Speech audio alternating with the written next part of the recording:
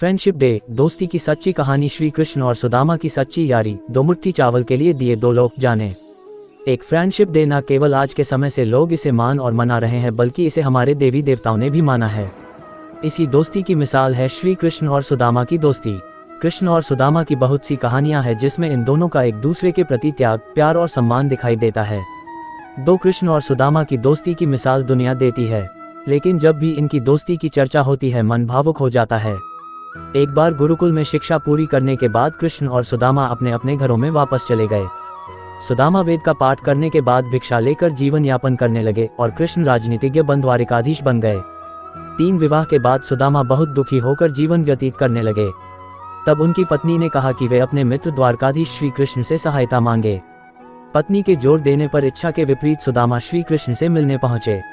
जब कृष्ण को अपने मित्र के आगमन का समाचार मिला तो वे नंगे पांव दौड़कर द्वार पर उन्हें लेने आए। 4 सुदामा की दीन अवस्था देखकर श्री कृष्ण इतने भावुक हो गए कि उनके आंसुओं के जल से ही सुदामा के चरण भूलने लगे। इसके बाद कृष्ण ने उनसे पूछा कि मित्र, तुम मेरे लिए क्या लाए हो। शर्माते हुए सुदामा ने पत्नी द्वारा दी गई चावलों की पोटली आगे कर दी। कृष्ण जी ने वह पोटली प्रसन्नता के साथ सुदामा के हाथ से ले ली और एक के बाद एक उसमें से 2 मुट्ठी चावल खा लिए।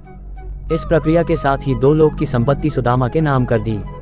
5 जैसे ही तीसरी मुट्ठी चावल खाने को श्री कृष्ण ने हाथ बढ़ाया, उनका हाथ उनकी पटरानी रुक्मणी ने थाम लिया। सभी लोग विस्मय से रुक्मणी को देखने लगे कि आखिर उन्होंने ऐसा क्यों किया।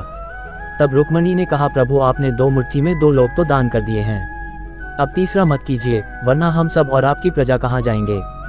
इस पर कृष्ण रुक गए और सुदामा को प्रेम पूर्वक उनके घर के लिए वस्त्र आभूषण के साथ विदा किया। बोलो राधे राधे।